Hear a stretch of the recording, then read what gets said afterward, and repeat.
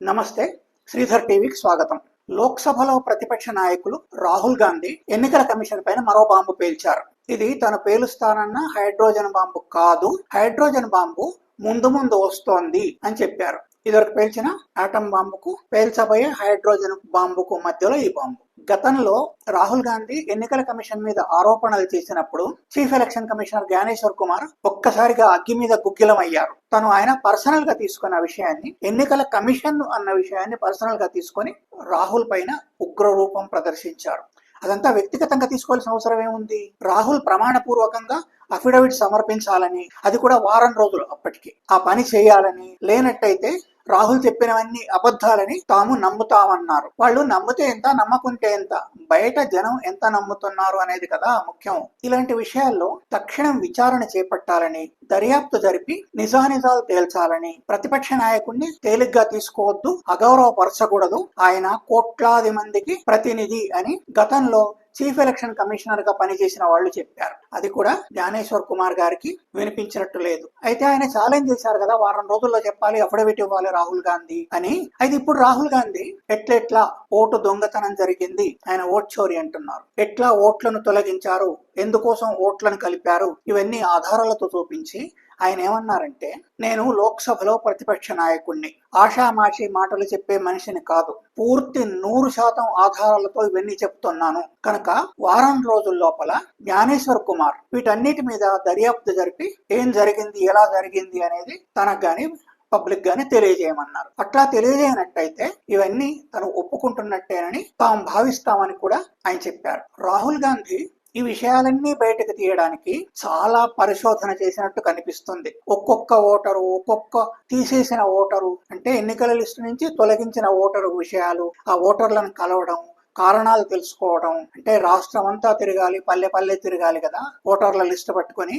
అయితే ఆయన బాగా రీసెర్చ్ చేసినట్టు, చాలా కష్టపడ్డట్టు మనకు అర్థమవుతోంది. కర్ణాటకలో జరిగిన ఎన్నికల అవకతవకల పైన అక్కడి కాంగ్రెస్ ప్రభుత్వం సిఐడి దర్యాప్తుకు ఆదేశించింది. సిఐడి 18 నెలల్లో 18 ఉత్తరాలు రాసింది ఎన్నికల కమిషన్ కు. ఈ నంబర్లు ఉన్నాయి, ఫోన్ నెంబర్లు, ఇవి ఎవరివో తెలియజేయండి, వీళ్ళు తీసేశారంటున్నారు, దాదాపుగా అన్ని సెంట్రలైజ్డ్ ఒకే దగ్గర నుంచి వస్తున్నాయి, ఎక్కడి నుంచి వస్తున్నాయి తెలియజేయండి, ఏ కంప్యూటర్ నుంచి వస్తున్నాయి తెలియజేయండి, ఇత్యాది చాలా సంగతులు తెలియజేయాల్సిందిగా సిఐడి రాసింది. అయితే దానికి ఈ 18 ఉత్తరాలకు కూడా సమాధానం లేనే లేదు. కర్ణాటకలో ఎట్లా ఓట్లను తొలగించింది, అంటే ఓటర్ల పేర్లు ఓటర్ల లిస్ట్ లోంచి తీసేసింది, మహారాష్ట్రలో ఎట్లా కలిపింది, రాహుల్ గాంధీ పూర్తి ఆధారాలతో వివరించారు. అక్కడేమో ఓటర్లను లిస్ట్ లోంచి తొలగించారు, మహారాష్ట్రలోనేమో కలిపారు. అది కూడా ఆయన చెప్పిన దాని ప్రకారం కాంగ్రెస్ సింపథైజర్ల ఓట్లను, కాంగ్రెస్ కు ఓటేసే వారి ఓట్లని తొలగించారని.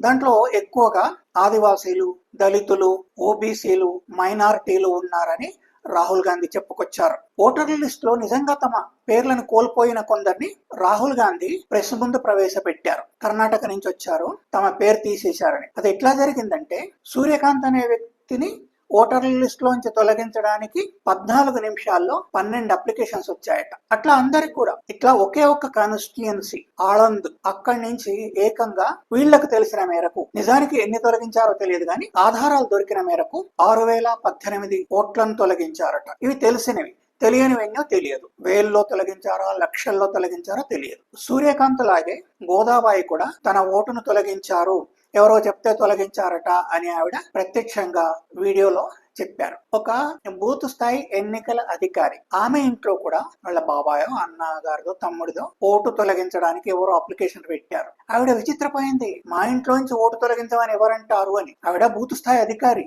ఆఖరిగా రాహుల్ అడిగింది ఏంటంటే, ఎలాంటి ఆధారాలు లేకుండా ఇంతమంది ఓటర్లను ఎలా తొలగించారు, ఏ నెంబర్లతో ఫోన్లు వచ్చాయో ఆ నెంబర్లు ఎవరివి, అన్ని కూడా ఒకే రకంగా ఉన్నాయి, వాళ్ళెవరో మాకు చెప్పండి అని ఎన్నికల కమిషన్ ఆయన అడిగారు. ఎక్కడి చేశారు? ఏకీకృతంగా సెంట్రలైజ్డ్ స్థలం నుంచి చేసినట్టుగా అనిపిస్తుంది అని ఆయన ఆరోపిస్తున్నారు. వీరందరినీ కూడా ఒకే చోటు నుంచి తొలగించిన ఆధారాలు ఉన్నాయి అని ఆయన చెప్పారు. ఇతర రాష్ట్రాల నుంచి వచ్చాయి. అవన్నీ ఫోన్లు కూడా కర్ణాటక నుంచి కాదు, ఆన్లైన్ లో వచ్చినాయి కూడా ఇతర రాష్ట్రాల నుంచి వచ్చాయి అని రాహుల్ చెప్పారు. అవన్నీ స్క్రోల్ చేశారు కూడా, ఫోన్ నెంబర్లు కూడా, అడ్రస్లు ఎలా ఉన్నాయి, XYZ అని, తండ్రి పేర్లు ఎట్లా ఉన్నాయి, ఇంటి నెంబర్లు ఎలా ఉన్నాయి, అన్ని దొంగ నెంబర్. ఆయన తీసుకున్నది కర్ణాటక, మహారాష్ట్ర, అట్లాగే హర్యానాలో కూడా, యూపీలో కూడా జరిగింది. దేశమంతా జరిగి ఉంటుందని అనుమానించవచ్చు అన్నారు. ఎన్నికల కమిషన్ పని కట్టుకుని ప్రజాస్వామ్యానికి వెన్నుపోటు పొడుస్తుంది, ఓటు దొంగలకు సాయపడుతుంది, ఓటు దొంగలకు మద్దతు ఇస్తుంది, తను కూడా దాంట్లో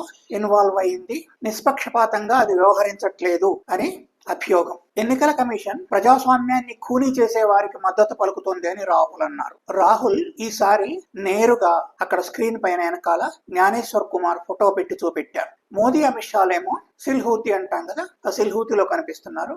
అంటే షాడో ఫొటోస్, వాళ్లే చేశారు అని రాహుల్ ఉద్దేశం. ఏదేమైనా మన ఎన్నికల కమిషన్ మీద ఓటర్లకు నమ్మకం సన్నగిల్లింది.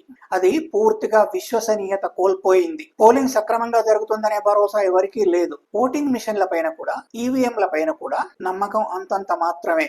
ఈ మధ్య వచ్చిన సర్వేలు కూడా అవే తేలుస్తున్నాయి. ప్రతి వాళ్ళు ఇంతో అంతో ఎన్నికల విధానాన్ని పట్ల అపనమ్మకంగా ఉన్నారు. ఎవరు గెలవాలనుకుంటే వాళ్లే గెలుస్తారు అని చాలా మంది చెప్తున్నారు. జ్ఞానేశ్వర్ మిశ్రా నిజానికి ఎన్నికల కమిషన్ పరువును మరింత దిగజార్చారు. నిజంగా ఓటు దొంగతనం జరిగిందని భారతీయ యువత సంపూర్ణంగా విశ్వసిస్తోంది. విచిత్రంగా ఇక్కడ రాహుల్ గాంధీ ఎన్నికల కమిషన్ ను విమర్శిస్తే దానికి ఎన్నికల కమిషన్ దర్యాప్తు జరిపి సమాధానం చెప్పాలి. దానికి బదులు బీజేపీ అడ్డొస్తోంది. ఎన్నికల కమిషన్ ను రాహుల్ అన్నందుకు బీజేపీ రాహుల్ ను విమర్శిస్తోంది.